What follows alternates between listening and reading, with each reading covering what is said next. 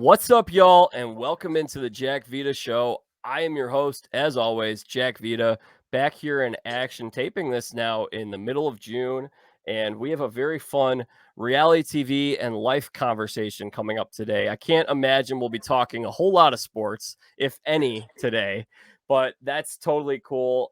Even if you're not a fan of reality TV, even if you haven't seen the show that the guest that we have on today was on, I think you'll get a lot out of this conversation because this guy who I'm about to bring in has an incredible life story, an incredible Christian testimony, someone who survived trauma as a child and went from being an atheist to a Christian. How does that happen? We'll dive into it. We're also going to talk about the show that he was just on. He is now a big-time reality TV star. And he's got lots and lots of people lining up to have him on their podcast. He's already been on a few. And he competed earlier this year on the Traitors on Peacock, which was a really fun show, really unique show, different show. There was a lot of freshness with that show that we hadn't really had in the reality TV genre. He was the sixth person eliminated, third person banished in the fourth episode of the show, finishing in 15th place. But seems like he had a really fun experience with it all. Please welcome Michael Davidson. Welcome to the show. You could have left out those stats where I was so early eliminated, bro. Like you didn't have to share that. You could just been like, really popular on the show in the first four episodes. You could have left out the elimination part. Whatever.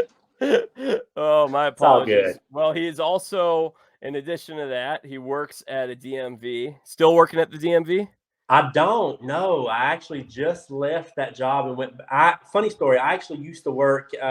It's called the Department of Community-Based Services. We issue food benefits and health benefits to underprivileged families. Or poverty-stricken families.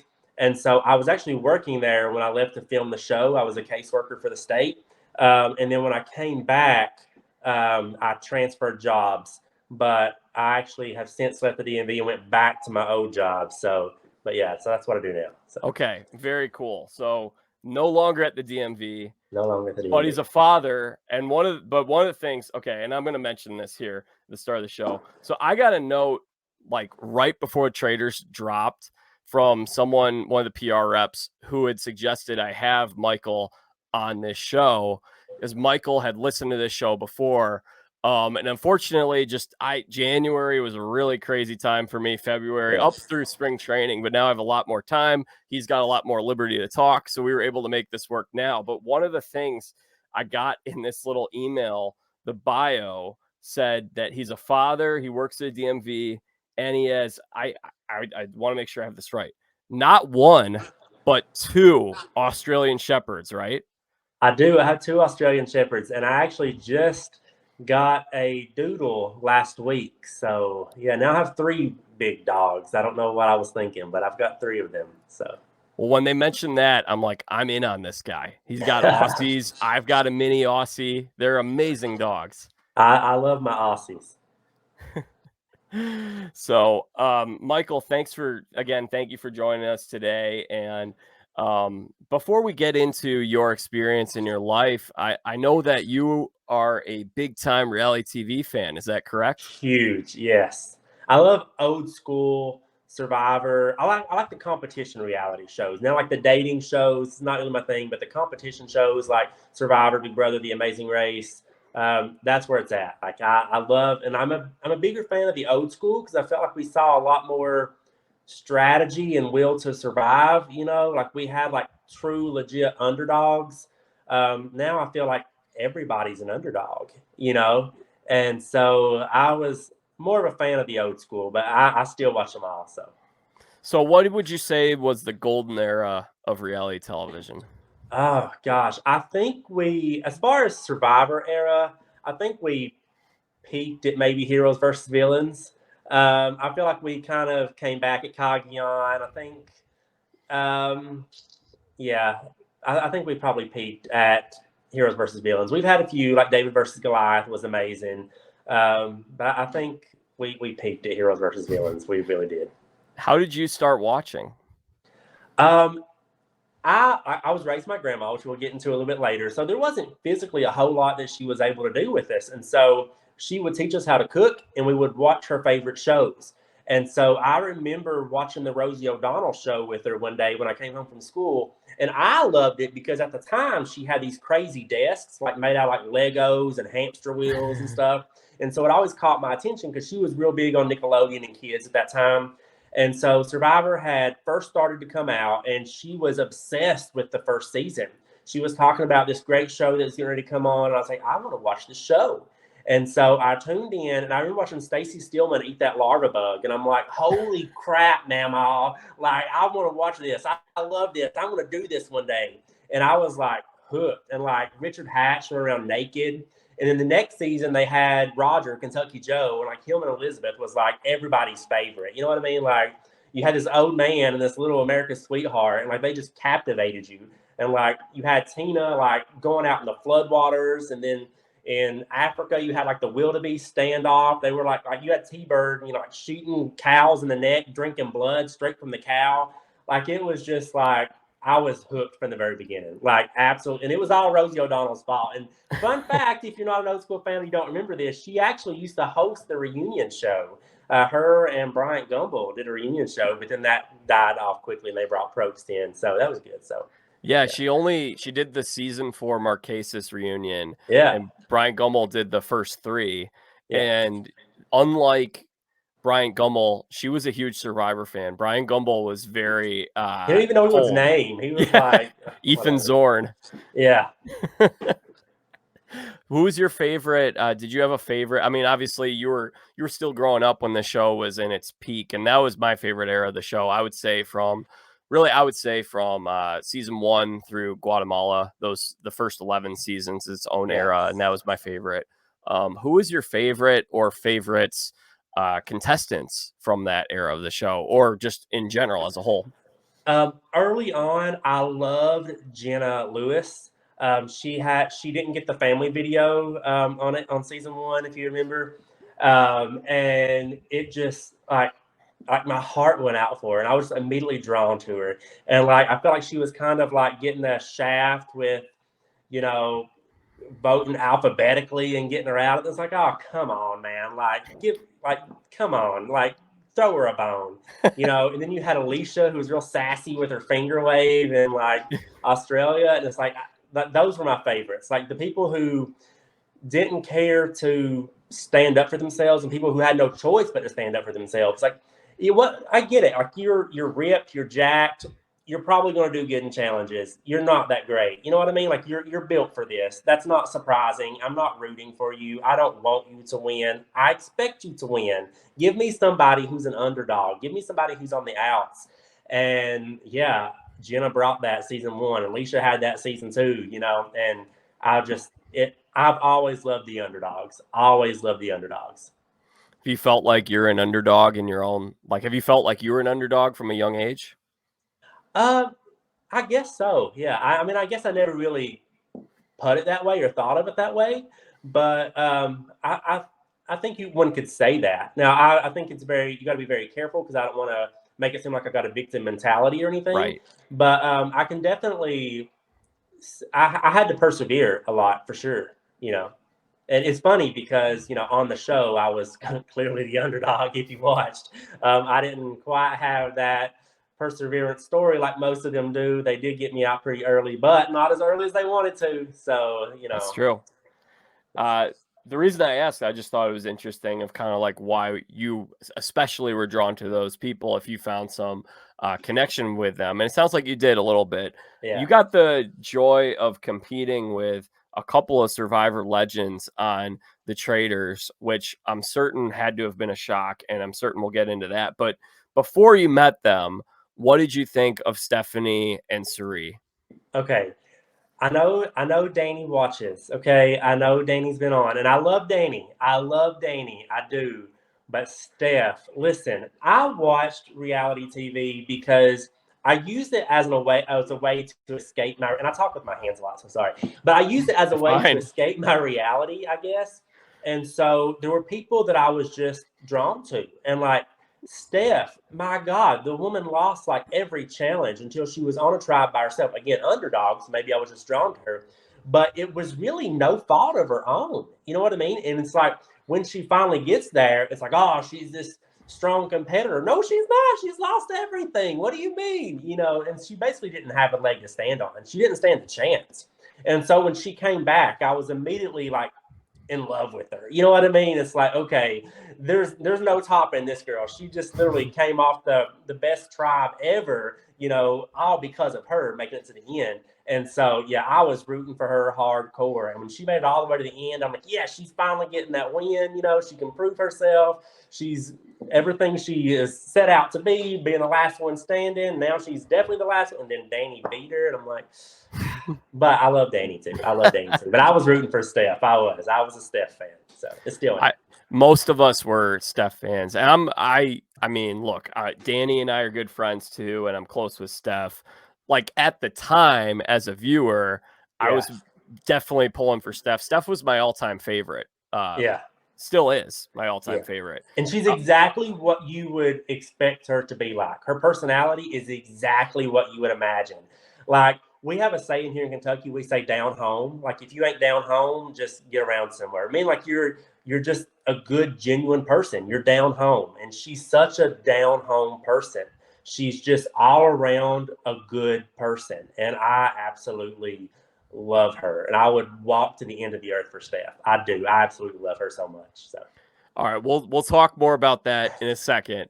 Uh, just on that thing though with Guatemala, I just had Brooke on, I just had Danny on, and believe it or not, Steph and I really have not talked about Guatemala at all on really. this show. So I know, Steph, I know you're listening, and I know you're really busy right now, but let's do a Guatemala show sometime, Steph, because it's on the top of my mind. I really want to gain some insights from your perspective. My thing that I thought was really interesting, just with talking with Brooke last week, and for those who are tuning in, Brooke struck Stevens, who was she suffered a similar fate to Michael on Survivor the Guatemala. She didn't last too long, but she left an impression on us. Actually, I wouldn't say she left as big an impression as you did, Michael. Definitely not. But and Brooke's probably listening to this too, but Brooke is great. What I thought was interesting though is we kind of talked a little bit about how that game was. So I'll say this before I get into that is I wanted Steph to win, but if Steph couldn't win, I'm glad Danny won because that was Yeah. like my second choice of who I'd want to win, especially the last like 6 or 7 people left. But what I thought was really interesting was we talked a little bit about the situation that Steph got herself into. And again, I don't want to speak for her. I'd like to give her a chance to share her perspective. But my analysis is I think Rafe really took a lot of control out of her hands, Yeah. keeping some people around, forcing her to get rid of Judd, forcing her to get rid of Cindy, because I believe that her plan was to get to the end with Judd. And Brooke said she would have won if that was the case. So I think a lot of people might not realize she actually was really close to winning. Unfortunately for her, she was forced in a situation where she had to vote out some people, like backstab some people. She really didn't want to backstab. That wasn't her call. Yeah. At least from my, again, this isn't what she said. This is my analysis and opinion of it. Um, so then she's got like 3 people on the jury that are so scorned that won't vote for her. And then Rafe made the bonehead decision of keeping Danny that far, where Danny had 3 votes locked in already. So it was like there were Yeah. 3 votes locked in for Danny, and then 2 or 3 votes locked in against Stephanie. Yeah. So it was tough, but she was so close to winning. Yeah. Like, yeah. It sucks because, like I said, her season prior, she again gave it her all. Like, she's probably like, I would say, hands down, physically the best female competitor the show's ever seen. Yeah. Oh, 100%. And just to be so close, you know, it's got to suck for her. But, you know, I would still be thinking about it if it was me. Well, that's like, I mean, you mentioned the competition stuff. If you watch Palau, she's maybe the smallest person physically on the tribe, and she's the best. Her and Bobby John are the two best competitors. Yeah, And there's that one challenge where like she's pulling extra weight, where they're running through the water, and like yeah, just such a tank. yeah, absolutely. Like it's funny because whenever on day one of Traitors, she was wearing like this velvet dress and it was kind of short. And I just remember thinking, oh my God, look at her legs. Like, who is built like that? And like I even told Amanda, I was like, "Do you see this woman right now? Like, do you see her? Like her cheekbones, her thigh muscles, her calf. Like, who is built like this? Like, if there's a physical competition, we're doomed. Like, if this is, I don't know what we're in store for, like what's in store for us, but if this is a physical competition, we're doomed. Look at her." And like me and Amanda was like sizing them up as they was getting on the train. So yeah, So you mentioned when you first met her, obviously you had to be very surprised to see these quote unquote celebrities or reality TV veterans appear. And we'll talk about Serena in a second, but you made mention of it. Stephanie, she was exactly what you expected her to be. exactly. So like I said, just so down home, so genuine. Like, some people you're like intimidated to speak to. No, she makes you comfortable immediately. Like it's funny, I had a thread on my jacket and I'm talking to her, she's like, "Oh, listen, I'm so sorry. You've got a thread, it's very distracting." And she like rips it off, like, "Okay, carry on." And I'm like, okay. So that was her first words to me. It was like, "Let me get that thread off your jacket." So yeah. But no, I love her. I do. We still Yeah, talk. Actually, we just talked about 2 days ago. Steph's one of the few that I stay in contact with. That's far from the slip side. sweet. Talk on the phone, text. We text. We Instagram DM. Yeah. She did call me once. It was a pretty interesting conversation. I won't share it for her sake, but it was pretty funny. And so like when we met up in New York, she's like, "Listen, that phone call. Why didn't you just hang up on me?" I'm like, "Because you're flipping Stephanie Kendrick. I'm not hanging up on you. I'll talk to you for 3 hours if you want to." So yeah, it was. Yeah, I love Steph. I do. Yeah, and totally echo what you say about her just being very down to earth, very Yeah, real. I honestly feel like she was kind of like a mythical creature in a lot of yeah, ways because she did the shows, became a legend, and then just disappeared. So I think yeah. there's a little bit of like mystique to her. But if you actually like get a chance to talk to her or meet her, you'll see like how warm and friendly she is. Yeah, definitely family oriented, which I can respect. Like she's just an all around wonderful person. And Suri, what did you tell me about your experience watching Suri on TV and then meeting her? Okay, so Suri is, I would say, my all time favorite. Like, if I had to rank, I would say Sri Parvati, like those two.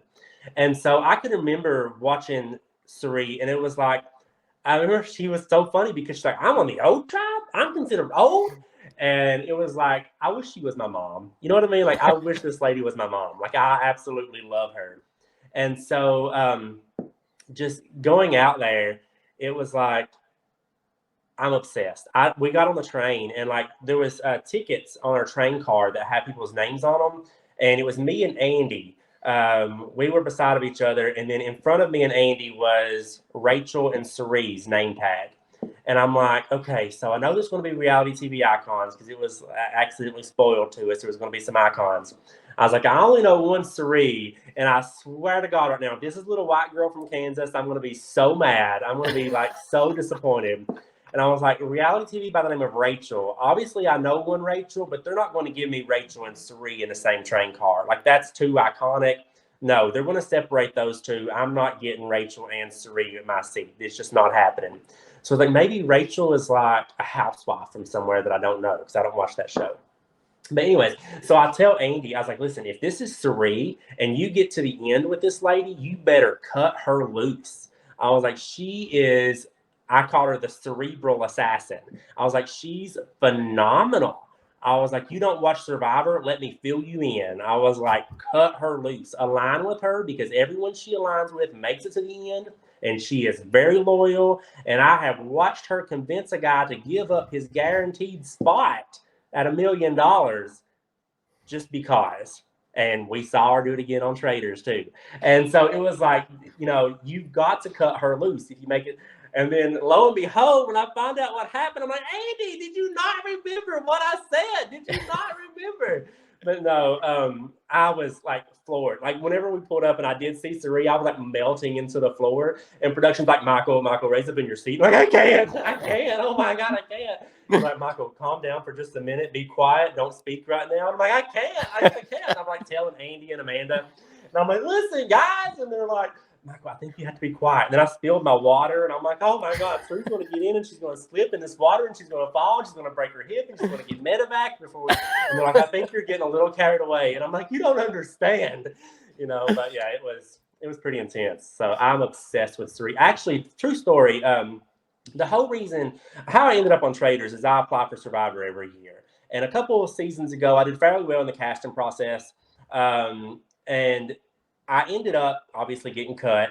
And then through that casting process, I began to network with casting producers. And I came across a lady by the name of Jazzy who was casting for Traitors. And so Cerie's Game Changers episode, I think it's episode 10, the water challenging Game Changers, when she flat out sucked it up. She did. I mean, but she didn't give up. You know what I mean? And so that was the whole reason that I got off the couch and applied, was watching her Game Changers challenge. And so just getting there and seeing Cirie being there after her being the reason that I even applied for the Survivor in the first place and ended up hearing about Traitors in the first place was just such a surreal moment. And I even told her on the train, I was like, listen, I don't know where you stand with me, but I'm with you to the very end of this thing. And we actually had stopped to eat lunch where they took a break from filming and like mocked us up and stuff. And so everybody was leaving to go get ready to start filming. And everybody was in a vehicle, and all the vehicles were full except for one. And me and Cirie were the only two left. So we rode in that vehicle together until we got to the point where we had to start filming. And so we could just like have casual conversation, no game talk, no strategy talk or anything like that, because the cameras weren't rolling. So we was just talking about our upbringing. We was talking about like growing up on soup beans and cornbread and just like cooking and our granny spanking us, and all that stuff. And so I was absolutely just drawn to her immediately. And I told her, I was like, listen, I got your back. Like I'm never voting for you. And I hate to say this because everyone thought the same thing and ended up biting them in the butt. But I really believe that Cirie had no interest in getting rid of me anytime soon. We saw she was one of the few who voted to keep me in the episode I was eliminated. I think that was the only time she didn't vote with the majority. And so I think she would have returned the favor up until she no longer possibly could. But no, I'm obsessed. I could talk about Cirie all day, so you may as well just go ahead and change the subject now because we can keep going forever.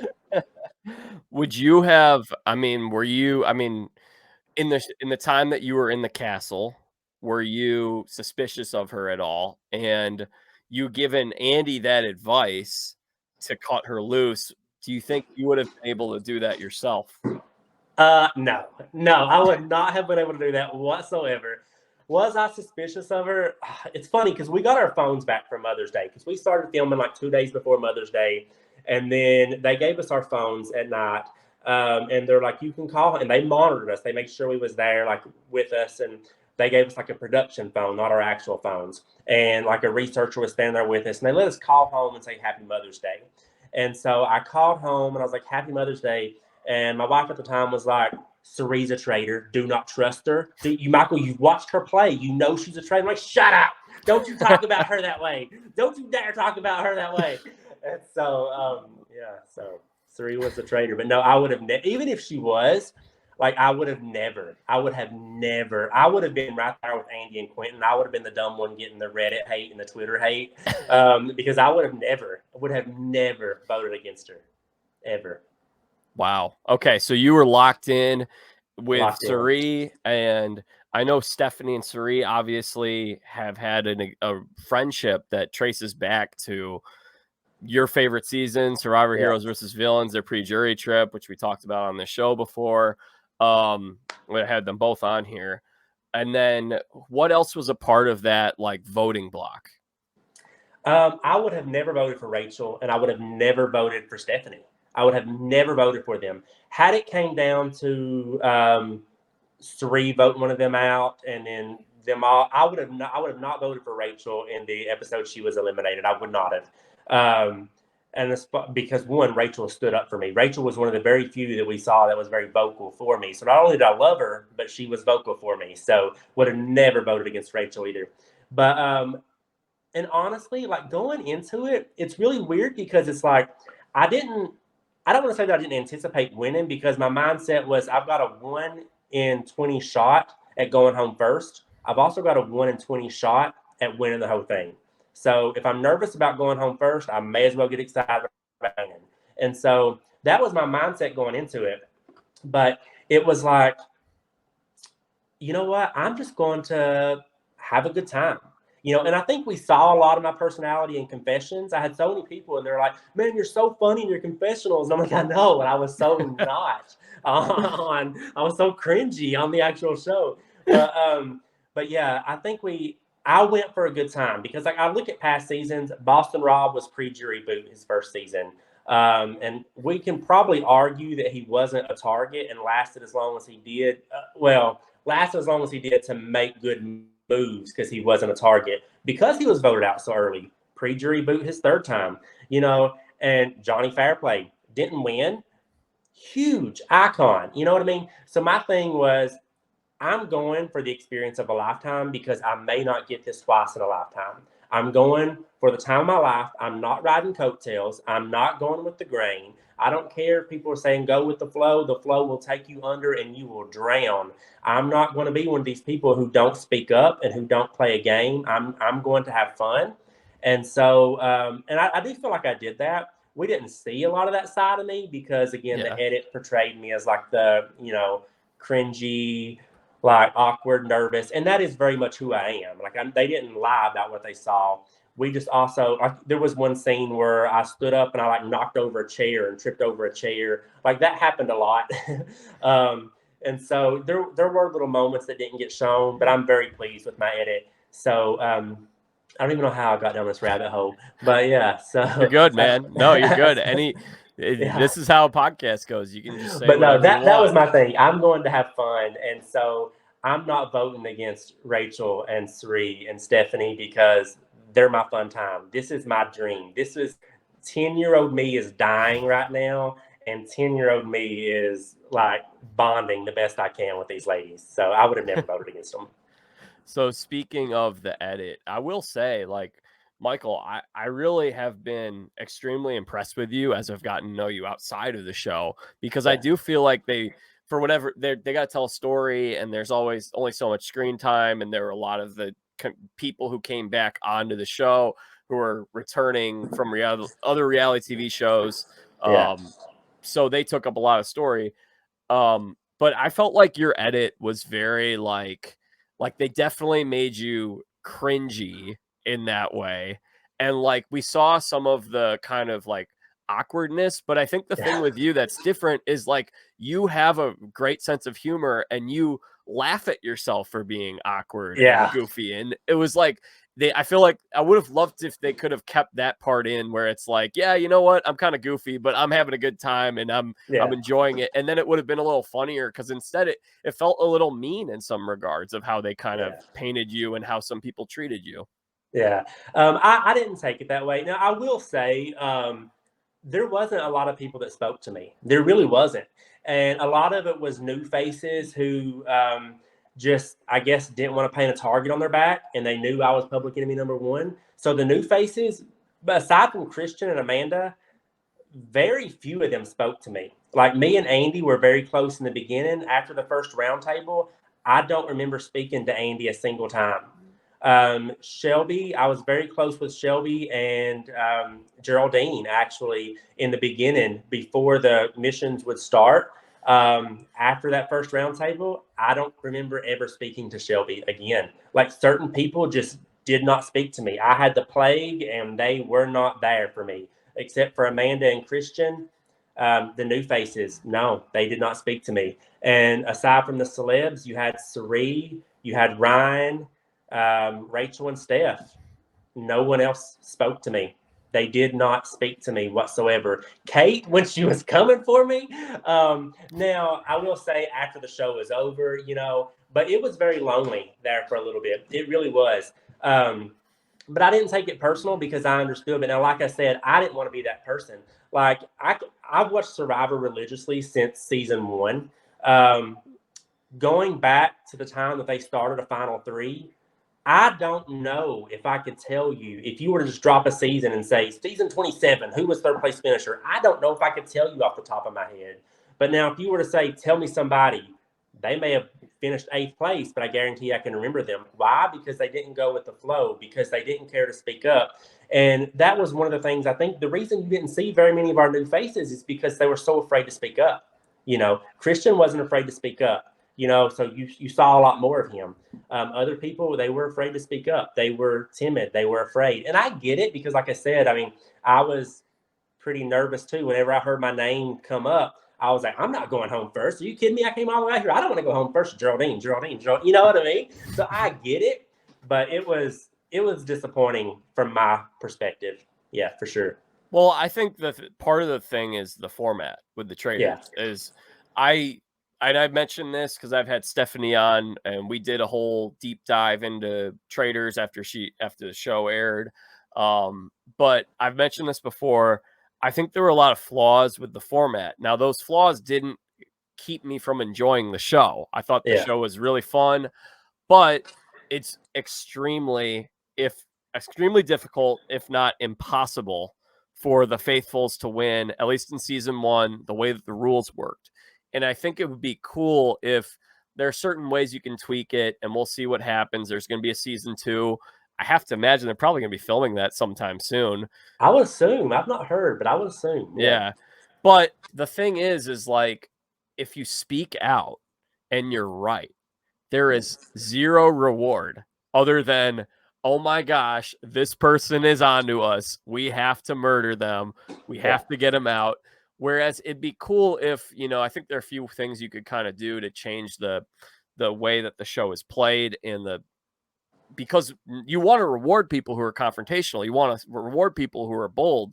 So I would like to see, hey, if you call somebody out and you're right, then you win some form of safety. Also, I think with the challenges, it'd be cool if there was some kind of fusion between Snake in the Grass and Traitors, where if you're if you complete a challenge, then you get a clue to who one of the traitors could be. Therefore, the traitors are going to try to sabotage the missions. Otherwise, I don't really see what purpose the missions serve, because I know it's for money, but if you know how it is as a TV viewer, you're like, okay, I don't care how much money is in the pot for me personally as a viewer. Like, I don't care. It's not my money. So, what do you think? No, I agree with that. I do. I agree with that 100%. I do think that it was the first season of a new show. So, I mean, I get maybe there's some kinks to work out. And like I said, I'm very pleased with my edit. I'm very happy. And I felt like production did great for me. And I would love another shot at it. I really would.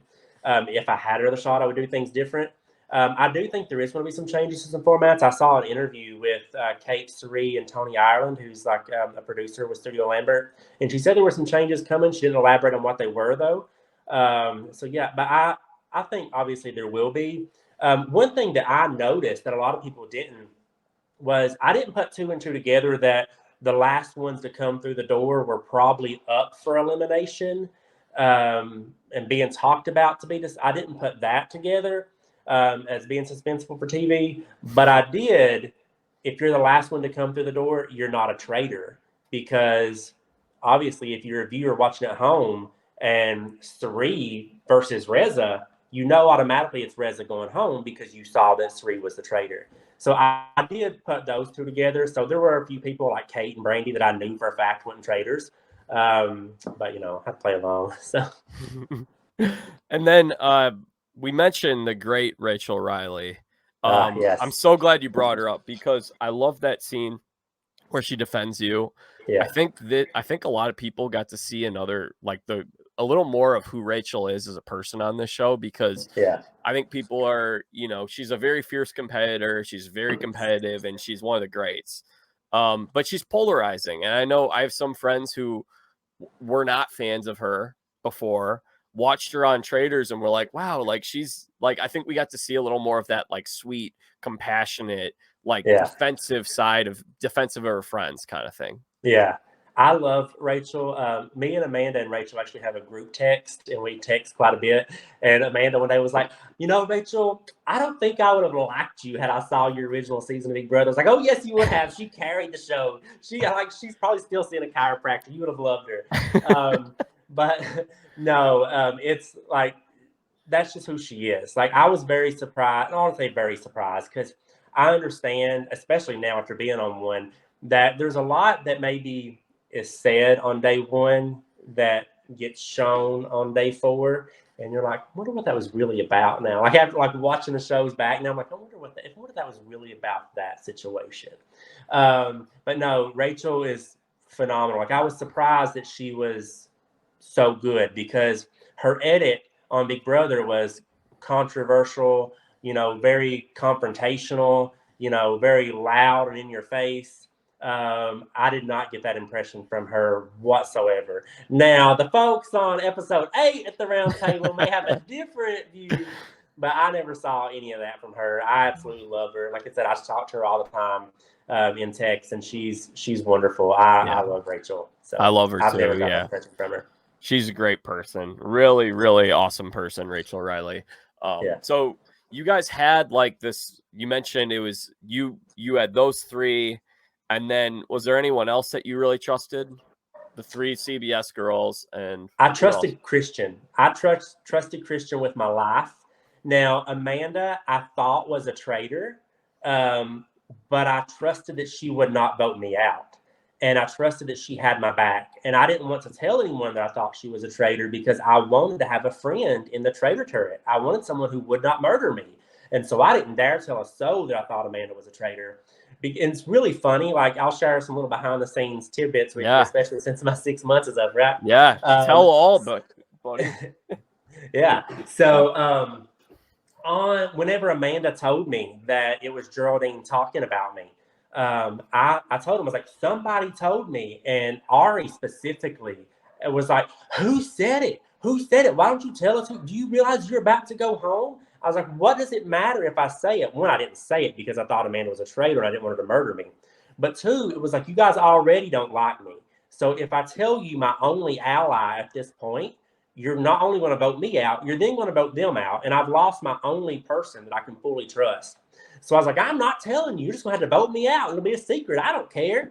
And I think I ended up telling Azra was the only person I told, because me and Azra were, But yeah, it was really funny. And like Amanda, after the show aired, she called me and she said, by the way, all that scene, all that arguing, my dogs are walking out there, but like all that arguing over who told you? I'm like, you told me. What do you mean? Who told me? It was you. I don't remember. I'm like, it was you. But you didn't get to see any of that. So yeah. What else did we not get to see that was pretty interesting or important to the story? As far as pretty interesting to the story, I feel like you saw what was tied in, because obviously, like, I was public enemy number 1, so you saw how I became public enemy number 1. So I mean, as far as like pertaining to the story, you saw it. What I do wish they would have shown is Ryan found a flipping secret door. Like, Ryan found one, and they didn't show it. What? But like the little armory room that everybody was going into, he actually discovered the room before production told us about it. He came in and he's like, guys, if you pull the book down, and we're like, whatever. And we all were like, get away from the door. And we're like, oh my God, Ryan, you found a secret door. And like, you show Reza making fun of him with the Pink Panther theme. And Ryan's like, I wish I could find a secret door. But you don't show him finding the secret door. So I wish they would have shown that, but I don't know what's going on there. Ryan Lochte is a genius, confirmed. Yeah, he really is. The stuff that I really love about reality TV in the early days, kind of that heyday that we talked about, my favorite thing was seeing people from different walks of life coming together and establishing these bonds, these friendships, these connections, or maybe rivalries for that matter. Saw it in the early days of The Real World and Survivor. Survivor and reality competition shows have really changed a lot. It's been on these shows have been on for 25 years now. So part of it is just a natural evolution. but I would have loved to see a little more of not only the backstories of you guys, but also just kind of the bonding, what you guys were doing in your free time. So, like, it sounds like you spent a lot of time with Steph and Sari and Rachel. Do you have any good funny stories about them that or funny things that they said that didn't make the air? Um, as far as them specifically, there was there was a moment that we were riding to a challenge. It was me, Christian, Amanda, and Rachel, and obviously they're not going to show it, but we had just like they did like a full blown jam session to like Bob Marley, and just it was core memory from the show for sure. Amanda was another one. Like her wit would rival Kate, and I don't know if they just didn't show her because where she was eliminated due to COVID. They just tried to like maybe ride her out a little bit so she wouldn't be so noticeably missed. She was so funny. Like there was one line that we saw her say, "Oh, it smells like murder out here." She had so many one-liners, and she said them all day long. And like whenever they would ask me in my mid interviews, my like diary room interviews, they're like, okay, so here's the rundown. What do you think about this person? And I'm like, Amanda is an HR nightmare. Like she's an absolute HR nightmare. So funny. Borderline inappropriate, but so funny. Yeah, so witty. But yeah, there was a lot. Bam was another good one. I feel like had he lasted a little bit longer and they had more to show from him or gave him or he had more opportunity to get into the middle of a storyline, he would have been a huge fan favorite. So Yeah, I'm buds with Bam. That's my guy. He'll probably be on the show at some point. He's funny guy. He's he really is. great personality. He reminds me a little bit of Albert from Survivor South Pacific. Yeah. The little similarities there with those guys. But Yeah. and Albert, that's another guy. He was even funnier than we saw on the show because he's obviously been on this show a bunch. But man, so that's really interesting. I'm curious. I'm trying to think. So um after you're eliminated, what happens? Like, did you stay in a hotel for a little while? What happened from that point I on? stayed for I think about 3 days. I stayed. I went back and did some like commercial shoots, and some little, which I never saw. I never saw any of them. They would do like the, I guess, promos for the show. But I never saw. We did them at the reunion show too, but I've never laid eyes on them. So I don't know if they thought maybe let's just leave that on the cutting room floor. But I've never saw anyone do them, not even the celebs. So I'm not really sure what happened with that. But no, me and Ryan Lochte went back and did some of those, and then So that was like yeah, because Stephanie talked about that. She had COVID after, like, yeah, she got COVID in the castle. And yeah. then when they did that little shot of her, I don't even, they had those little shots of celebrities kind of like, oh, and here's this person and this person, and this person.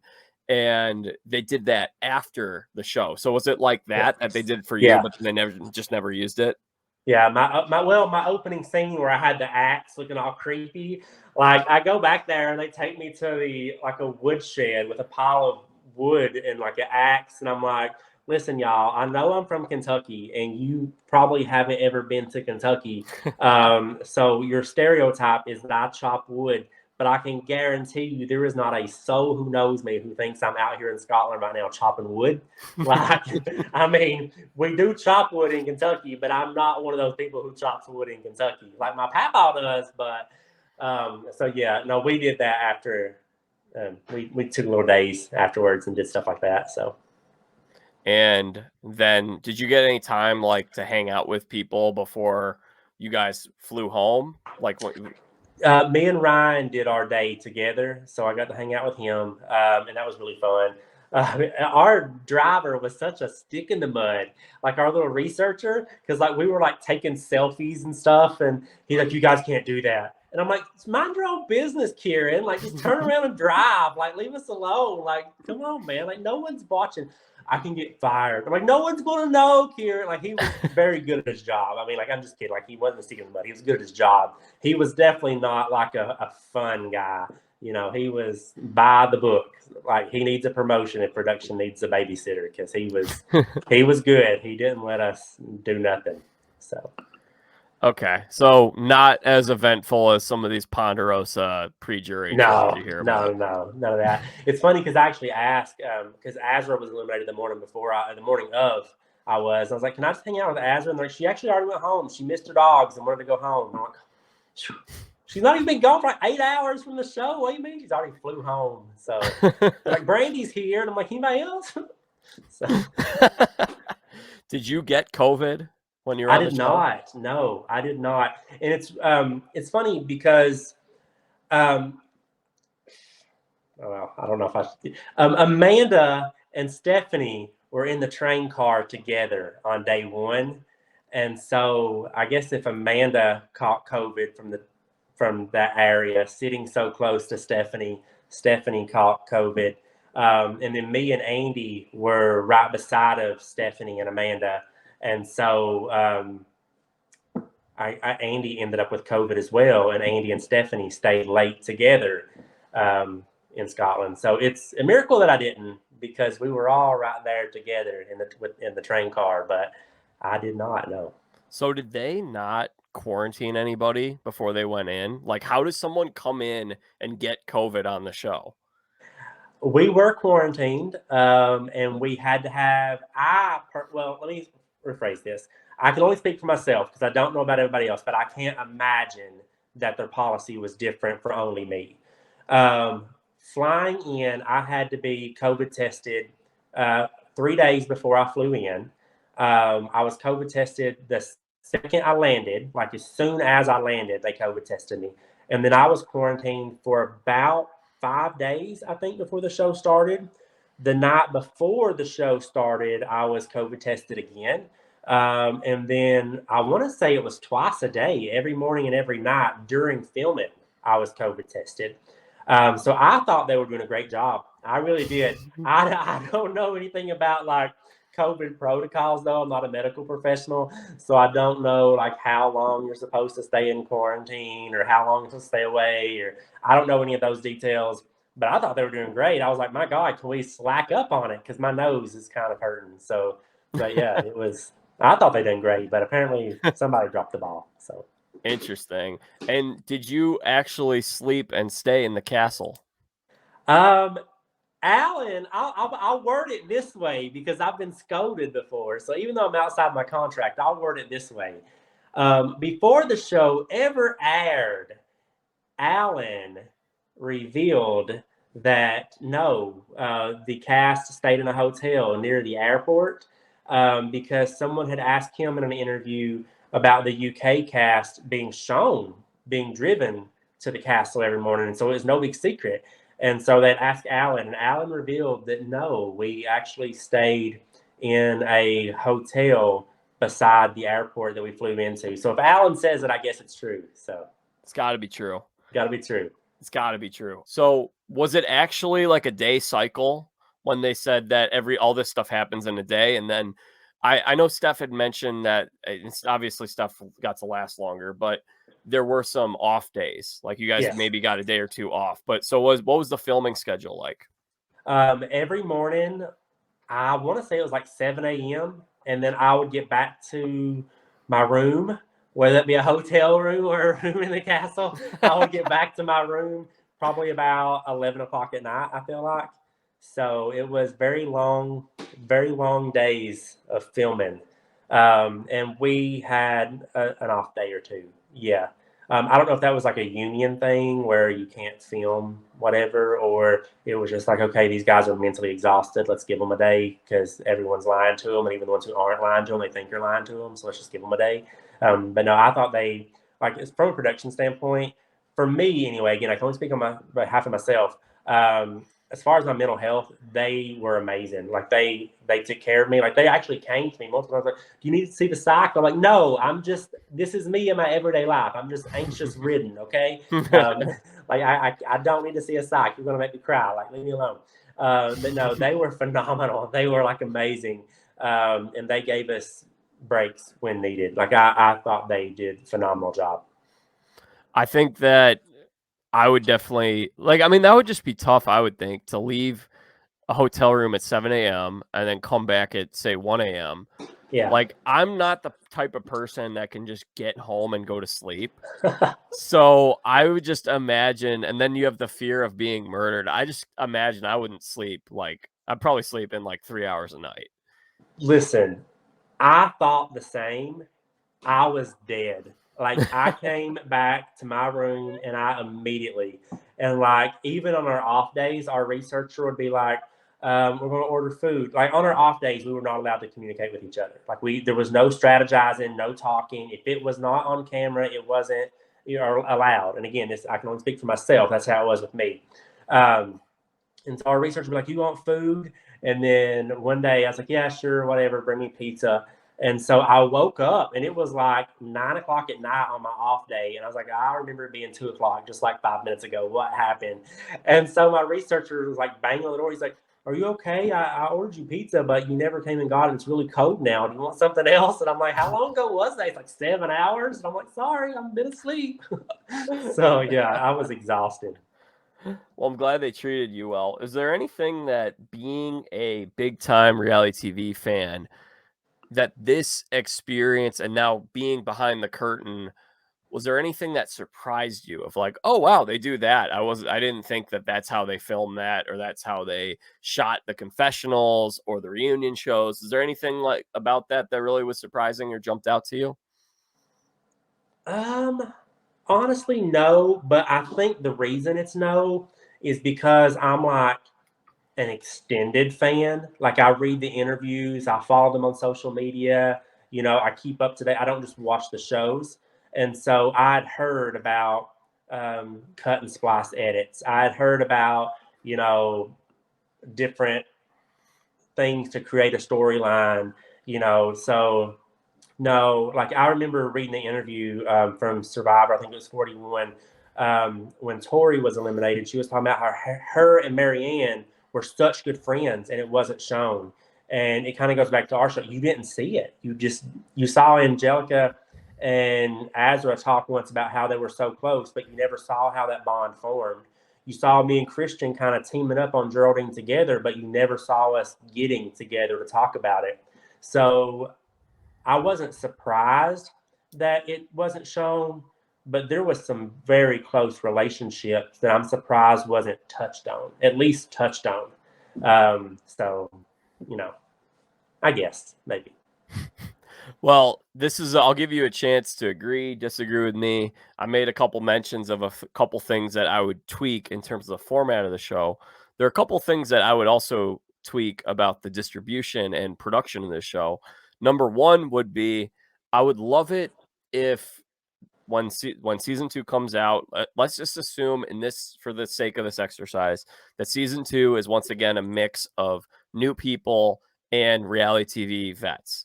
So 10 and 10. I think the first episode would be really interesting if it was an extended episode, kind of like those long premieres of Survivor. Yeah. The first like section of the show, like I would love when they have like a Big Brother, Celebrity Big Brother, or the Celebrity Apprentice. They show each person. So it'd be like, Stephanie, what are you known for? And they show like a callback to her like winning immunity in Survivor Guatemala, and like Yeah. flashbacks of what each person is known for and like why they're doing this. And then get a little backstory of each of you guys. I think that would be cool. I think that would be good. I really do. Just because everybody brought. I mean, you have to think. I mean, there was something about everybody that stole casting's attention. You know what I mean? And not only did we meet with casting, we met with production. They make the final picks. So there was something about everybody, but there was some people that you did not see until like episode 5 or 6. I remember watching it with my friends, like, who's this person? And I'm like, Right. and so it's like, they were fun, they had personality, they were entertaining, but they didn't tie into a storyline. And so I think that would be good, like the one-liners that Amanda had we saw that, or like me tripping over the furniture, had we saw that more often. That's what makes people relatable, that's what makes people likable. Is everybody loved Kate because she was so full of one-liners. She wasn't the only one though. So I feel like had you saw more of that, it would have been a bigger hit. I really do. I think so, because people would have been able to relate to the people, not just find them entertaining, but relatable. And that's what makes a good character, a good personality, is relation. So Yeah, it'd be cool if the first episode like was heavily concentrated on if like you guys had a day or two in the castle where it was just kind of like mixer kind of like mingling events of like yeah, seeing all you guys meet each other, talk to each other, see how some of these like see a conversation between Stephanie and Rachel and Suri being like, all right, like we're good, like yeah. because we didn't see any of that. I think that'd We be cool. had that. We did. We had that. We filmed it on a train, and it was similar to like the UK. I'm not sure if you watched the UK version, but Have not. it was the same. They showed their train. They didn't show our train ride, which I mean, I get why they didn't, but it would have been nice to have some of it edited in, because you would have got to see how that bond with Suri and Andy formed. Because me and Andy, we were on the train together. Suri and Rachel was in our seat with us, so me and Rachel bonded from the very beginning. Suri and Andy bonded from the very beginning, and so it would have been nice to have seen that. Yeah, I think that would have been really cool, great introduction. And what you were sort of saying about when you have that connection to the players, in at least as a viewer, like think about early Survivor. And this is Yeah. again, this isn't just a critique of Traitors. It's most modern reality TV. And maybe I'm in the minority because I'm an old school fan. But like, what was the thing with Survivor tribal councils in the first 10 seasons? It was a gut punch to see Yeah. someone's dreams dashed on TV. It was like, man, that sucks. I feel for that person. But now it's more of like a haha, we pulled a prank on this person. And Yeah. I get some people like that. But in a show like Traitors, these people are getting murdered. It should be extremely dramatic. It should be like you should be gutted. Like, oh my gosh, Michael, no, no, no. Why'd that have to happen to him? Like, so I think that'd be one thing I would change. Yeah. A lot of people said that. A lot of people have said that. Like, I read the Reddit boards. A lot of people have said that. The second thing would be the distribution in terms of I understand the idea of, hey, let's release maybe a couple episodes at the very beginning so people can watch a couple of these and they get into it. I would Mhm. not have dropped it all at once because I was thinking about it. Like I remember when the reunion aired, I was texting with you and I was like, wow, like if this show, like in a lot of ways, I mean, maybe it was different for you guys because you were on the show, you're involved in the show. Like I'm certain you had lots of fans reaching out, but like a lot of us, we watch the show and then we kind of move on. Like it's like, okay, now reunions popping up like 7 or 8 weeks after the show. Yeah. I binged it all in a weekend. Now I'm a little different because I did do podcasts, so I've seen the show a few times. But a lot of people I know binged it and like didn't end up watching the reunion. But Yeah. I remember when that reunion dropped, it's like, man, okay, so this would be the 7th or 8th week of the show, maybe the 9th week. And if you had this thing going every single week, I would have been able to do more content on it because I'd be like, hey, like maybe we start talking about the show every single week to build it up. There's a lot of momentum going. I know other podcasts would definitely be covering it. It would give it Yeah. a chance to kind of roll like a snowball down a mountain. Yeah. And then that the end game was so epic. It'd be like, oh my gosh, what's going to happen this week? I can't wait to see what's going to happen this week. And when you drop it all as a binge, I get it. It was a great event, especially for that month of January. But Yeah. I think it'd be really fun if it was something that lasted longer than just a couple of weeks and it went on for a whole, 3 months. Yeah.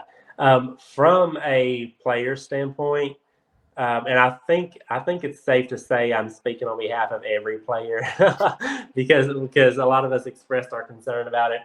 I really just wanted to have I wanted to have viewing parties. I wanted to have watch parties with my friends.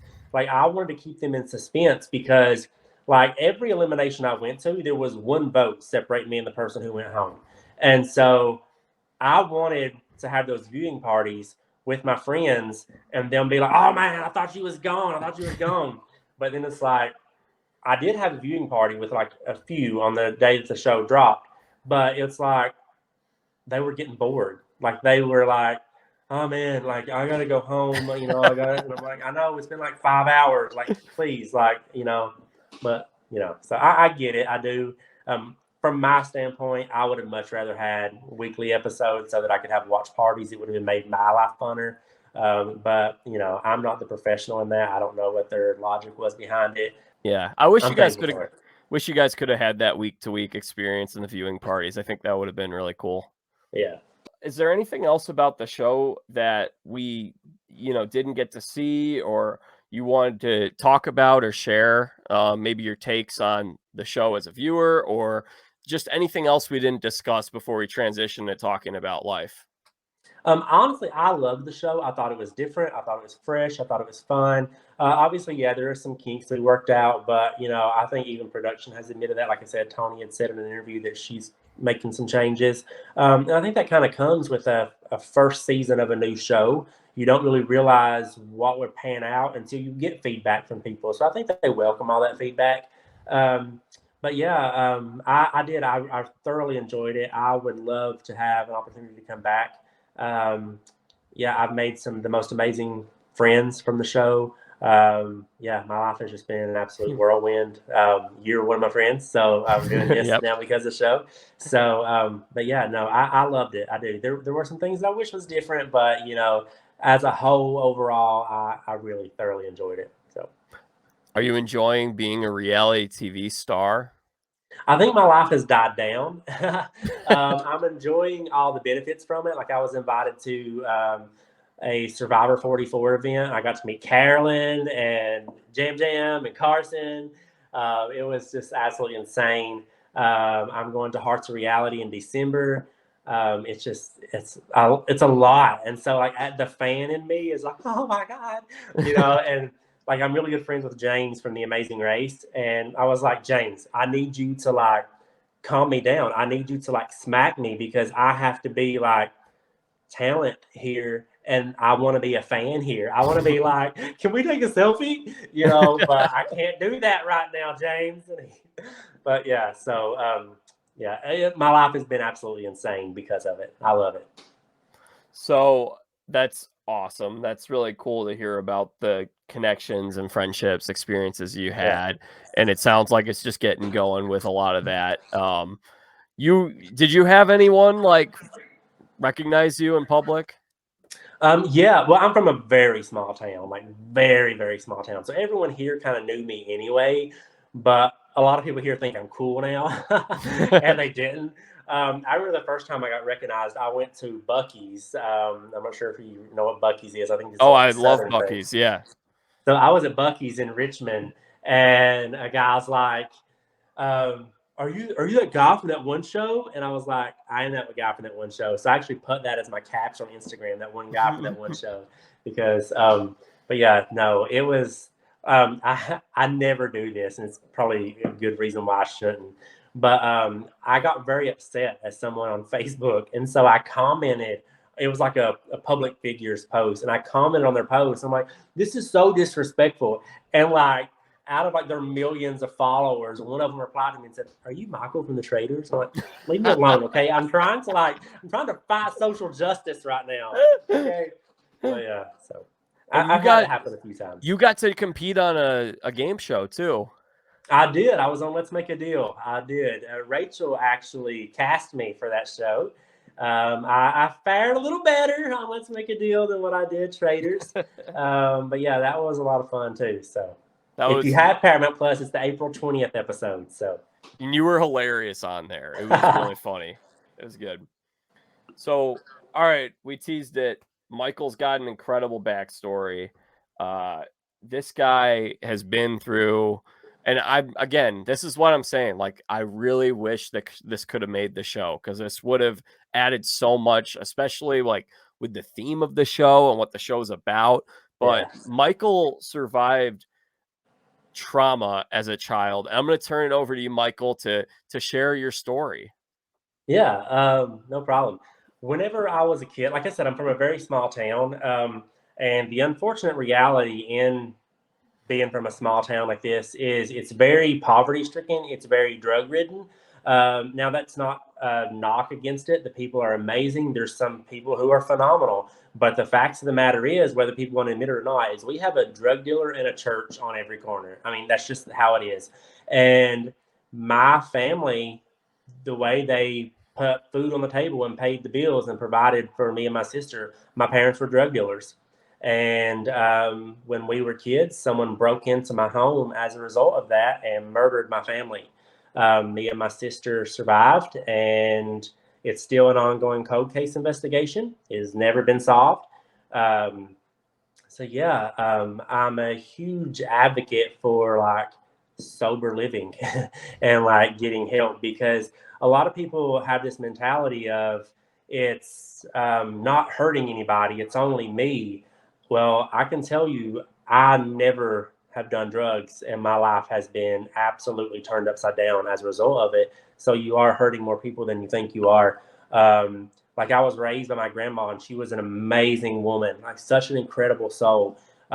Sweetest person you'll ever meet. Loved her. She done everything for me and my sister.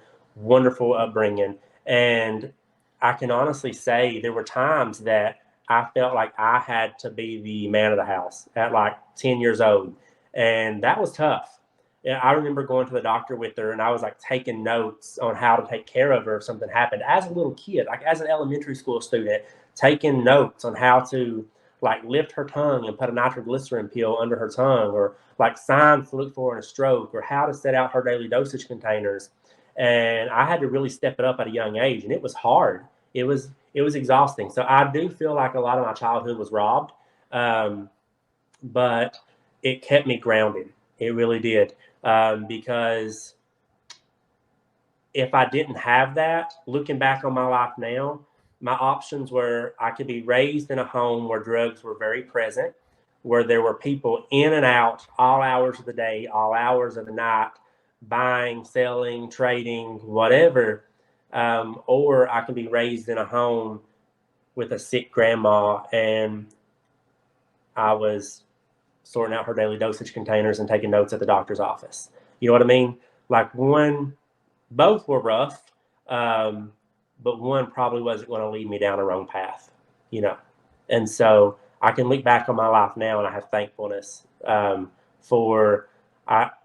I wasn't raised in church. I didn't grow up in church or anything like that. I don't think my granny ever took us to church. Now, she wasn't a bad person, but I don't remember ever praying. But I can look back on my life now, and I can see the Lord like shielding me from things. Like, He removed me from a situation in such a way that I would never be tempted to not only go back into it, but to associate myself with people who were involved in it in any way.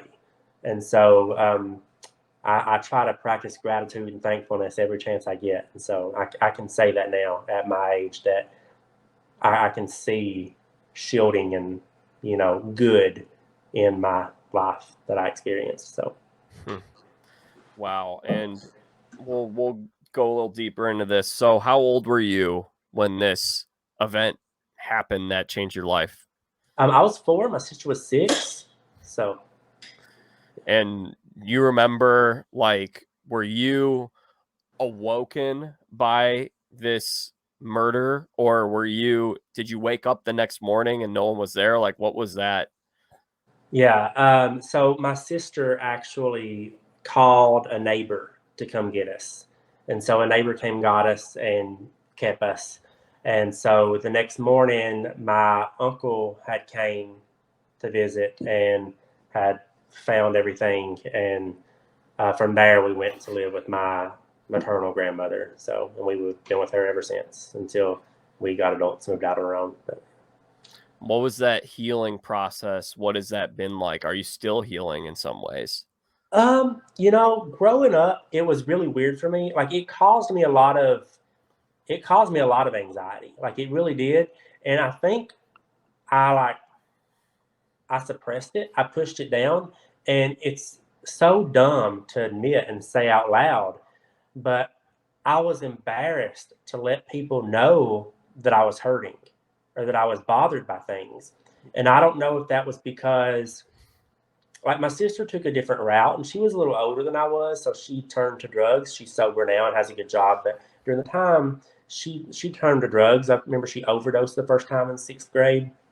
And so for me, it was like, I have to take care of my granny. I have to be the one that does this. And I remember just this weight of the world on my shoulders and this mindset of I have to be strong, even as a little kid. And so I never talked about it. I never once discussed it. I never talked about my parents. I can remember making like those little milk carton flower pots on Mother's Day at school and being so mad at the teachers. Like, we're from a small town. I don't have a mom. Like, why would you make me sit here and do this? And like, it was just, I don't know. I had a lot of anger at people because I felt like you should know that I'm hurting. You should know that I'm bothered right now, but you don't care. You're making me make a macaroni necklace for my mom, and I don't have one. And whatever, I can take it to my granny, but she's not the same. Like, I just remember being so mad all the time as a kid. And like, my aunts and uncles were wonderful, but like, they would go on vacation and I wouldn't get an invite. And so it really hurt me because it's like, that Mama's not able to take me. That she's not physically able to step up and do these things. And most of my family was, I wouldn't say wealthy enough to have a vacation, but there were some that did.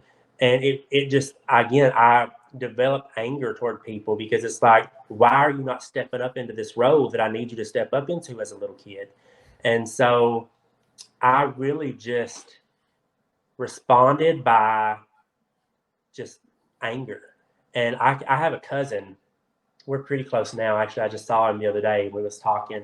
But growing up, I lived with his family for a little bit because my grandma had cataract surgery and couldn't, take care of herself. And so, and she had some strokes. And so she got to the point where she was really bad off. So we had moved in with my aunt. And so me and my cousin, we fought every day, like every single day. But like, he's like significantly older. I'm talking like he was like late 20s, early 30s, and I was like 12.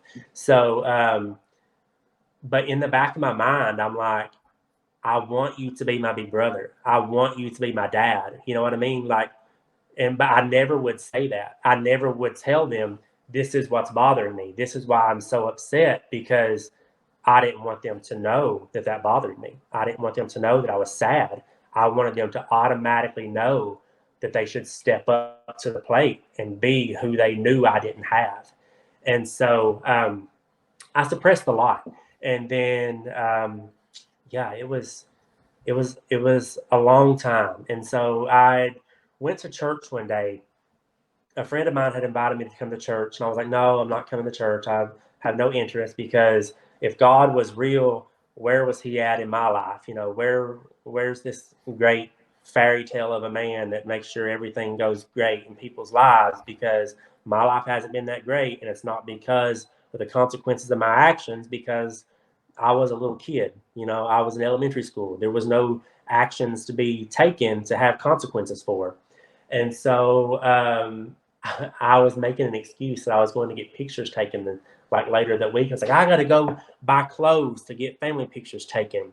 And she thought I meant I was going to buy clothes to come to church, because I'm like, I got to go buy clothes. And she's like, oh, okay, well, come on then. And I'm like, no, I'm buying clothes for pictures. I'm not buying clothes for church. And she's like, come on. And she was so excited. And it was like, oh, God, I guess I better go, because she's so excited. Well, the lady sang really good. Like, the worship leader at church, she sung so good. And so I went back for her singing. It's like, may as well go back. That lady did sing pretty good. That was the mindset. And so I started feeling conviction. And I guess I didn't really know what conviction was. But I remember going upstairs in my bathroom in my townhouse I was living in. I was looking in the mirror, and I was like, God, if you're real, I can't do this. Because where I'm from in Appalachia, it's like very strict, hardcore holiness people. And it's a lot of outward appearance, where the stereotypical beehive hairdos and long skirts and like the long sleeves. And I was like, I can't do this, Lord. I can't do this. If you're real, I can't do this, because this is not who I am. And so I went, I went to church. I remember telling the Lord on the way, the whole drive, because I lived about 30 minutes away from the church.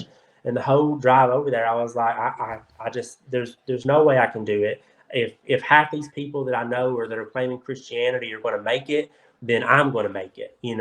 I'm going to be just fine too. I don't need these people. And so I get to church that night, and the pastor is talking about how sometimes you feel like you can't make it. And he's like, even if you have to nail your feet to the altar, you stand back up. And he referenced one of those punching bags. You probably had one as a little kid that has the sand in the bottom of them, and they were inflatable, and you hit them and they just bounce back up. And he referenced those, and he's like, get back up. If you have to get back up 1,000 times, get back up. And then the associate pastor later was talking about how it's funny because whenever I share this, I'm like, he was telling a story, but like now that I know scripture, it's like he's probably just reading the Bible. But it was like he was talking about how these people were on a boat, and there was this insane storm, and they could see the end in sight, and the shore was right there. It was in sight. They were so close, but they weren't close enough, because right before they got to the shore, the storms overtook them. And it was like, did I literally pocket dial this man? Because I literally just argued with God on the way over here and was like, I'm close enough. If these people can make it, so can I. But those people have God. Those people have mercy. Those people have grace. I don't have that. I don't have a relationship. And as a Christian, I believe there's only one way into heaven, and that's a relationship with Jesus Christ. And so I can be as good of a person as I want to be. I can feel I'm as close as I am, but I'm not close enough if I don't have that personal relationship with Christ Jesus. And so I actually went to the altar that night. It was a Pentecostal church. And so if you've ever been to a Pentecostal church, everyone's kind of crazy sometimes. And so I was looking around, and everybody was at the altar that night. Every single person in the church. There was probably 200 people in the church. Every single one of them was at the altar. I was the only one. And I gripped the back of the pew. Where I'm from, they call it white knuckling, and so I gripped the back of the pew because I didn't want to get up. And I just started crying. Like tears were just pouring down my cheeks. And before I could even think, my feet were moving toward the altar. I was just walking. It was like the conviction was so strong. It's like the Holy Ghost himself was physically moving my body to that altar. And so I did. I got saved that night. And so I just remember thinking, Lord, 2 minutes ago, I didn't believe you. 2 minutes ago, I was fighting with you, arguing, like, prove yourself, show yourself to me. And I can't explain it. It's an experiential thing. But how I'm feeling now is better than I've ever felt in my entire life. So whatever else you have for me, I'm going to go into it with an open mind, because I'm not going to say, well, this is all there is. I'm coming in for more. So whatever it is you have for me, I want more. I want more. Give it all to me, because I've been so miserable and I've been so sad. Like I don't remember a day of my life that I wasn't sad, that I wasn't disappointed, that I wasn't hurt. And so I want everything you have for me. And so, from that day forward, I just began to throw myself into praying and fasting and reading. And, I'm not going to say that I've been like blown away every day since, by no means. I mean, I still struggle. I still make mistakes, but being so thrown into it very early on helped me get grounded. It wasn't like I just got saved and went back to my seat and I went out the door. No, I threw myself into it. It was like, okay, your word says faith the size of a mustard seed can move mountains from here to there. But the next line of scripture says this only comes to those with prayer and fasting. A lot of people don't share that extra line. They stop at the faith the size of a mustard seed. So I'm going to pray and fast. I'm going to push my plate back and I'm going to get into it. And so doing all those things and really getting into it is what helped me get grounded in the beginning. And it's something that I desperately needed in the beginning.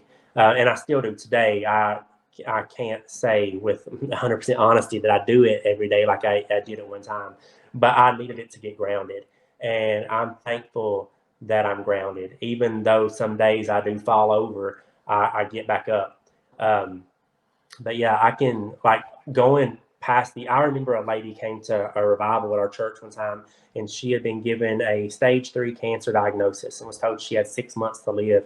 And she came on a Sunday, and no, she came on a Tuesday. I take that back. Revival started on Tuesday. Sunday, she came on a Tuesday. On Thursday, she came back, went to her doctor on Wednesday. So Tuesday, she was at church getting prayed for. Wednesday, she went to the doctor. Thursday, she came back to testify that her doctor told her he didn't know what happened, but she was cancer-free. He told her the week prior she had 6 months to live. Comes back the next week and says you're cancer free, and she's still alive today. And she's cancer free today. And so like there's different things like that I've seen. Like I remember my mama when she went into hospice, she her skin began to model. I mean, she was dying. I mean, she hadn't woke up in 3 days. They basically told us, she's got minutes to hours left to live. If you ever know people in hospice, they'll give you a time frame. It's like, minutes to hours, seconds to minutes, days to weeks, whatever. And so she had been given minutes to hours left to live. Her skin began to model. She was turning purple. She hadn't woke up. She hadn't ate. They had stopped her pacemaker. And a man of God came and prayed for her, and she woke up. And she walked out of hospice, and she went home after being in the nursing home with dementia for 7 years. She went home and lived for an additional 6 months and passed away in her home, in her right mind. And so, like, it's experiential. Like, I see things. And so, like, there's a lot of people these days, and they, like, share hate. And they're like, oh, God doesn't approve. Or I'm not going to say God doesn't approve of anything or anyone. That's up to you and your own convictions and the Holy Ghost to tell you what's right and wrong. I know what I believe, and I'm going to live in my convictions, and I know what the Word of God says.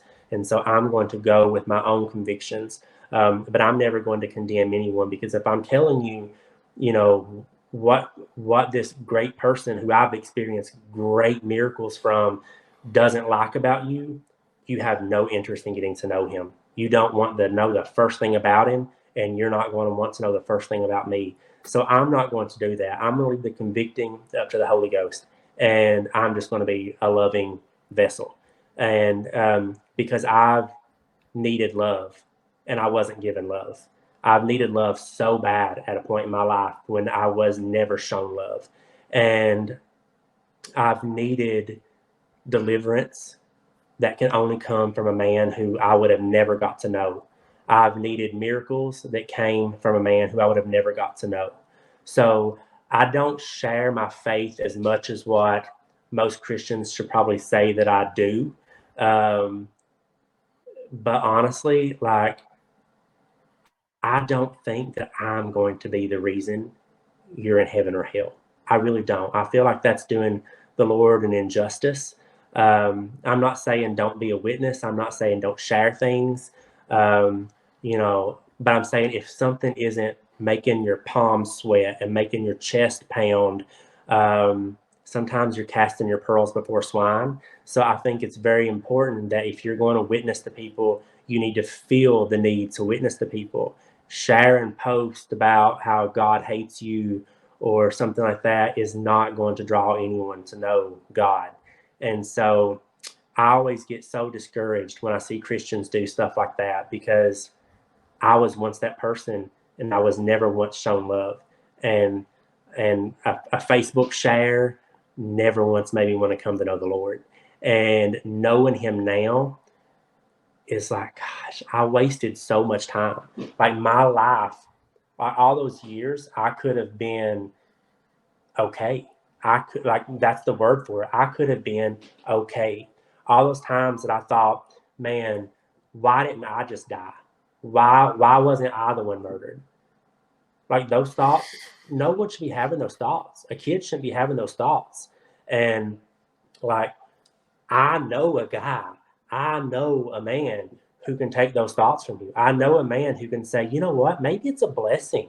Maybe it's a blessing that someone broke into my home and murdered my parents at gunpoint. Like maybe that's a blessing. Maybe I was saved from this lifestyle and changed that entire outlook on things. And it's helped so much with just who I am as a person. And just I get so defeated and so disappointed sometimes when I see self-professed Christians on social media. It makes me so mad. So I just want to say to anyone, well, I want to before I think it's important to clarify what it is that you're disgusted by. You're disgusted by Christians that are sharing God's word in a way to Yes, attack other people who don't believe the same things and maybe intimidate into like believe what I believe or use absolutely. this or political type of way that people might use religion. I think that's what you're talking about, Yeah, not someone sharing like, hey, here's a Bible verse that really yeah, had a big impact on me, or the stuff you're saying right now that we're going to put on social media later. yeah, yeah, absolutely. And like you see people, and they'll use like the Lord's word, like a Bible verse, to bring hate and condemnation on somebody, and that's not. I saw Lady Amanda Crabb, and she shared a video, and she's like, "That's not your word to use as a weapon. You're not going to weaponize God's word. That's not your word to weaponize." And so there's so many people who do that, and all they're doing is just pushing people further away. And like me, being someone who desperately needed Him, and nobody, I can tell you right now, I'm from the Bible Belt, y'all. Not a single person came to me and said, "Son, I bet you're hurting. You've gone through so much, and I know you've gone through so much. I bet you're hurting. Come here, let's talk about it. Let's pray about it. Let me tell you about this guy." No one done that. Not a soul done that. And I probably saw 1,000 self-professed Christians a day, every day of my life. And so I'm all about showing the love of Christ and then letting Christ do the conviction. And so sometimes I feel like maybe I'm not doing enough. Maybe some would say I'm not bold enough, or maybe some would say that I'm not strong enough. But is my boldness really doing anything, or is my kindness and my love, and then saying that I love Jesus, doing more than that? And so that's kind of where I go with that. So Well, that's first of all, thank you for sharing. That's an incredible story. I find this really interesting, though, sort of what you're kind of talking about, how you've seen people weaponize God's word. And I honestly feel like that's maybe a cultural difference because I'm up here in Chicago and there just aren't that many people who profess Christ. So the people who do profess Christ, I've seen more people live it out with their lifestyle, yeah, back it up, and not really use it in a hateful way.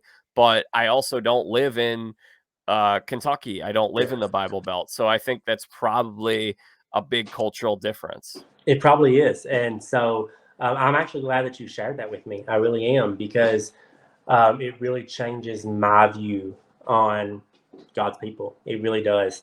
But yeah, I don't see love shown from God's people at all. I see, for example, I know a lady who her child was very sick, and a pastor flat out said, maybe you shouldn't have had the baby out of wedlock.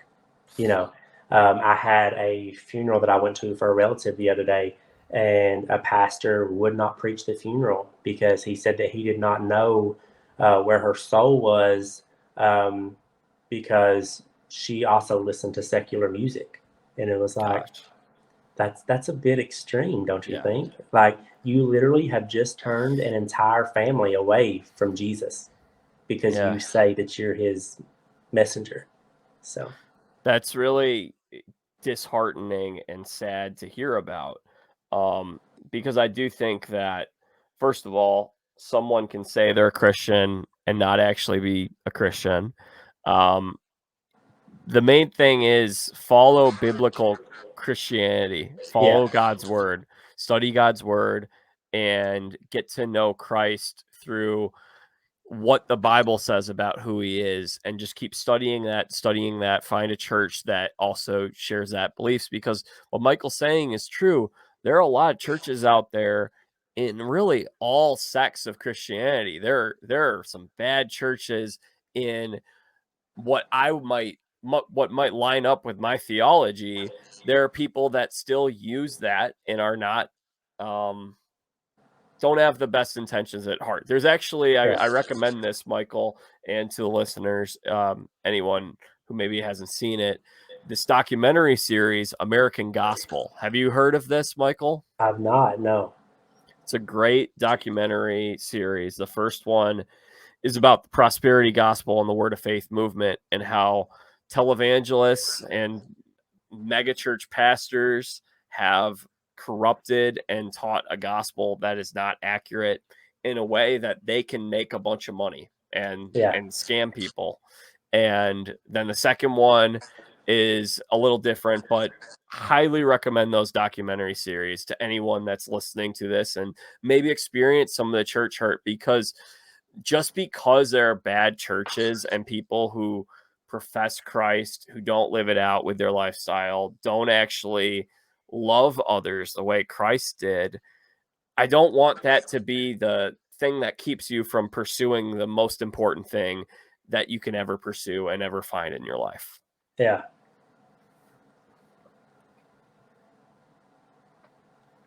Anything to add? No, I totally agree. I totally agree. So Yeah, it's the best decision that I ever made in my life. Is I went from someone who was broken and hurting to someone that has joy. And yes, like your story is a great example, Michael, of someone who went through the roughest childhood situation that I think of anyone I know. I don't know anyone else who's had both of their parents murdered at a young age, um, and then grew up with your grandma struggling a little bit.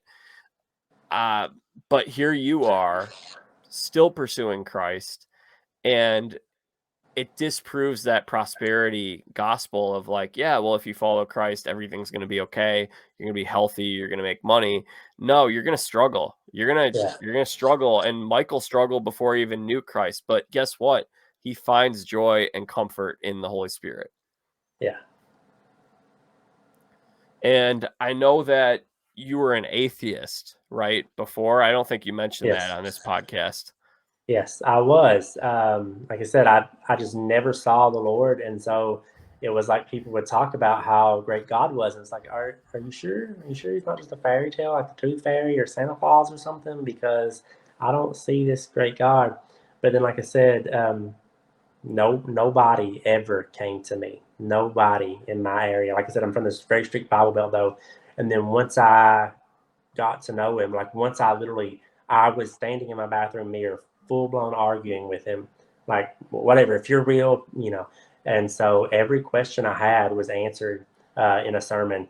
And from that moment, I just was like, okay, I didn't even believe you existed. You can't tell me that you don't. How I'm feeling right now, you can't convince me that you don't. What else do you have for me? And so I got rooted in the Word of God, and I began to do everything that I was seeing, rather than everything that I'd heard from Christian people. And so, like I said, I began to pray, I began to fast, I began to read, um, and I just really began to dive in, and it helped me get grounded, to the point where even when I did fall, I was able to stand back up. So, And how have you seen your life been transformed since then?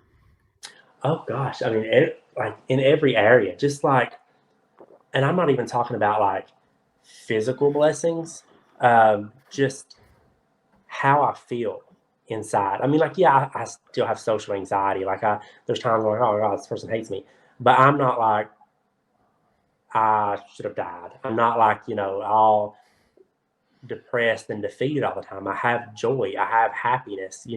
Like even on my worst days, like you were saying earlier, I literally went on a reality show, had a full blown anxiety attack, cried like a baby girl in front of everybody, you know, like absolutely blew it and humiliated myself. But it's funny, you know what I mean? Like it was a cool experience. It was a once in a lifetime experience. And like, yeah, so what? I cried on TV. There was thousands of other people who applied to cry on TV and didn't get the shot, you know? So it's like, I'm just gratitude. Like I'm constantly just overwhelmed with gratitude, and I'm just a joyful person overall.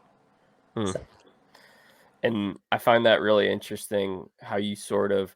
So let me ask you this: for someone who is an atheist right now, how would, I mean, obviously I know you were kind of clear about how you kind of go about living out your life and sort of letting your love and your lifestyle show people who Christ is.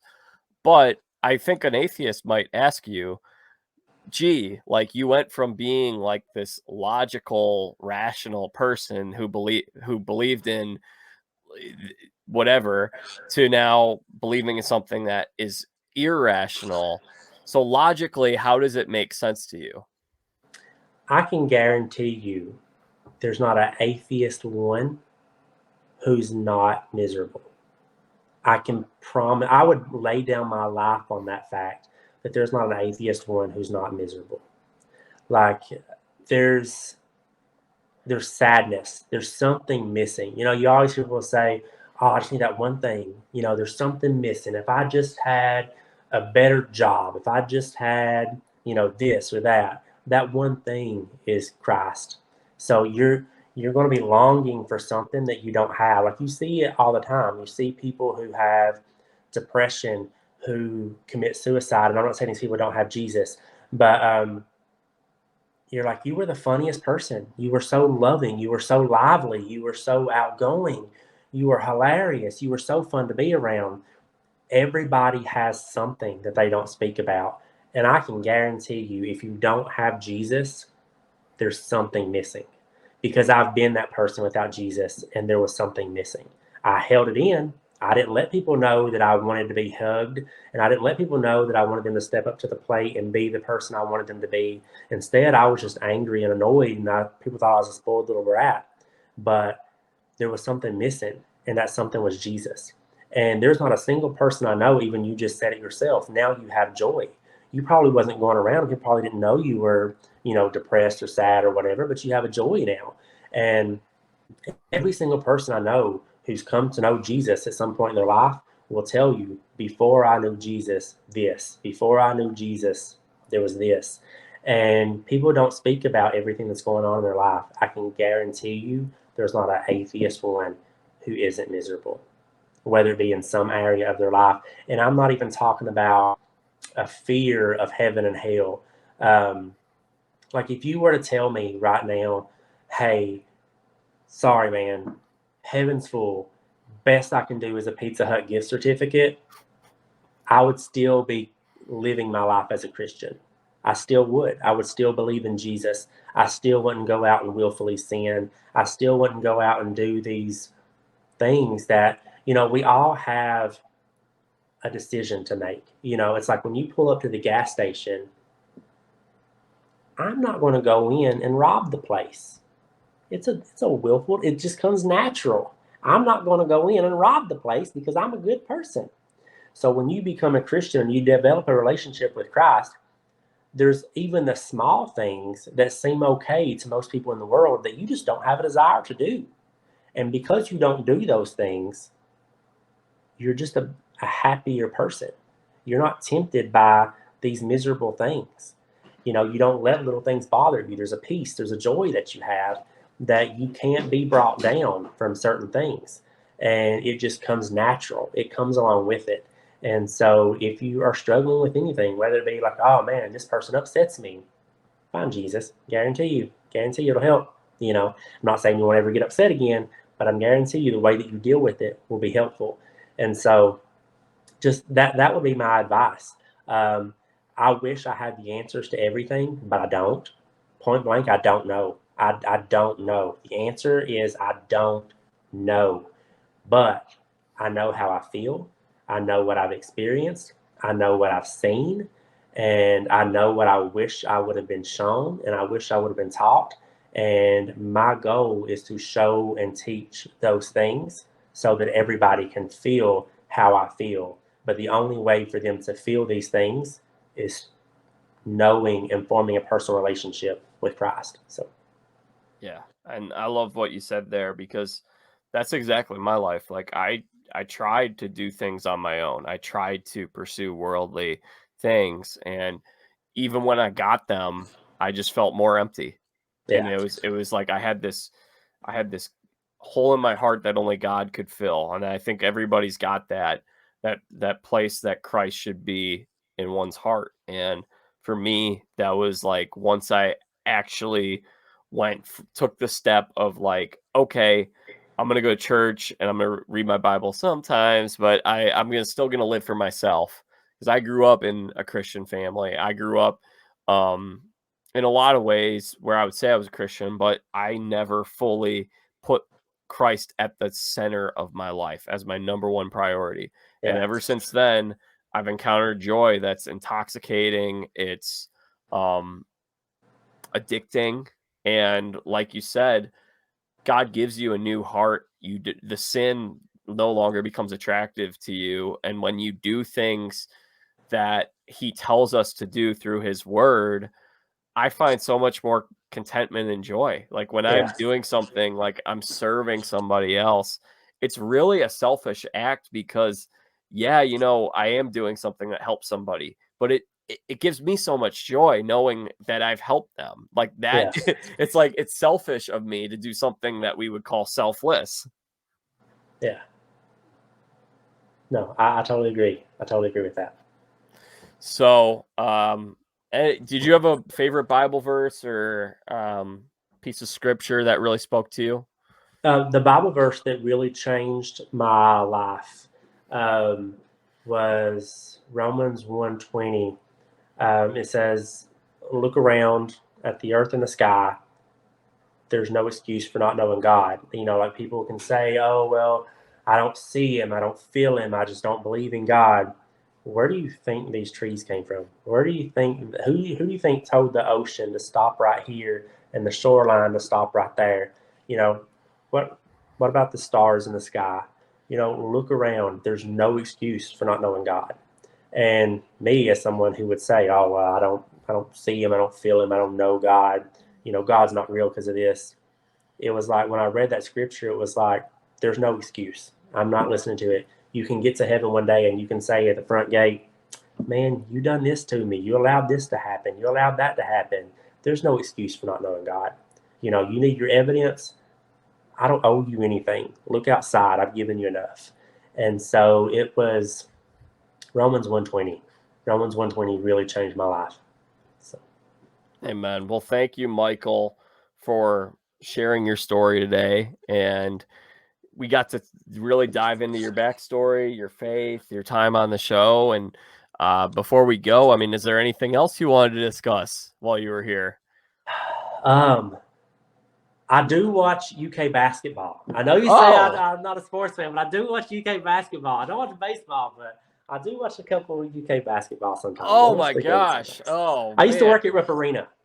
Oh my gosh. I can't believe I didn't know this. It was because we did the bracket pool and you're like, oh, I don't know anything. So I just thought you're like, nope, no sports, no sports. Oh my Yeah, I gosh. don't know a thing about any of them except for UK basketball. I And I slandered actually thought you, UK man. is winning and was out immediately. So Well, and I don't really watch much NBA anymore, but there are several Kentucky players in these NBA finals, or at least yeah, that we've seen over the last couple of weeks, like Bam Adebayo. yeah. And actually, did you work at Rupp in 2016 to 2017 that year? Uh, no, whatever year John Wall and Demarcus Yeah, Cousins. That was the 20, year that I worked there. 2009 to 2010. Yeah, that's when I worked there. Oh So man, they were really good. That team yeah. was very, very good. You have a fun experience when they won with Anthony Davis? Oh, not really. No, I'm not that. I'm not that into sports, but You watch them last year at all? no, no, I No. didn't. Okay. All right. So you had the one nugget of like you worked there for a year when they Yeah, were great, but okay. yeah. So When they were great. Yeah, when they should have misrepresent you. won. Yeah, yeah. They should have won. Yeah. I mean, that's They should kind have of won it. Yeah, that's been the Cal thing though, is they bring in all the freshmen and they have yeah, like these extremely talented teams, but it's hard to win when you only have 1 year. And then yeah, each year you have an entirely new roster. yeah. So, I'm glad I didn't entirely misrepresent you then. yeah. I'm glad not. I do know where Coach Cal lives, though. I do know where he lives. So Ooh, yeah. ooh. So if you You ever want come visit Kentucky, I'll okay, take you will by his people watch? house. Will people watch Coach Cal? I know you're a big people watch guy. I'm a people watcher. He has a big fence around his house, so I can't really see that good, but I do know where his house is. Very cool. Well, Michael, thank you for coming on today. And like I said, we got to discuss a lot. Thank you for being generous with your time. Thank you for being patient and waiting for me to have you on. But I'm glad we were able to do this. And I'd like to give you a chance to plug or promote your social media or anything that we should be checking out from you in the future, any projects. I do have something coming up. I I can't discuss it right now, but I do have something coming up very, very soon. It's pretty exciting. I'm pretty excited about it. I'll text you about it when we're done. But Oh my gosh. I would have just waited until you could talk about it so we could promote it. No, we'll have you. Maybe we'll have you back then to promote it yeah, then. it's not like massive. It's not like Traitors massive. I mean, it may be more like let's make a deal massive. But yeah, it's pretty exciting. That should happen within the next month, actually. And I'll have more details after that then. But yeah, I'm pretty excited about that. So yeah, but yeah, you can follow me on Instagram. It's at Michael Davidson _. I think I gained the least amount of followers from all of my Trader castmates. Well, let me rephrase that. I probably started with the least amount of followers. I maybe had like 300. You know what I mean? So I probably have the least amount now, but I started with the least amount too. So. But yeah, I mean, I'm not really that great of an entertaining person. I just post 75,000 stories a day on Instagram. So that's it. He's Michael Davidson, season 1 of the Traitors. Check him out in the future. Follow him on Instagram. Michael, thanks again for coming on. Thank you for having me, brother. All right, y'all. That concludes our conversation today with Michael Davidson from the Traitors season 1. And he won money on Let's Make a Deal. So how about that? It was great having him on here. Hopefully you guys enjoyed that. If you guys did not watch the Traitors, I hope you guys skipped ahead to the faith conversation because man, that's an incredible testimony. And really cool because we've actually had a couple now ex-atheists on this show sharing their story, which is really cool. So hopefully you guys enjoyed it. And we'll be back again soon with more content, more sports content, but also conversations with reality television contestants as well. So make sure you guys subscribe to the Jack Vita Show on YouTube, Spotify, Apple Podcasts, wherever it is that you get your podcasts. And then follow me at Jack Vita Show on Facebook, Twitter, and Instagram. Like I said, we'll be back again soon. And until then, I'm Jack Vita, bringing the dancing lobsters.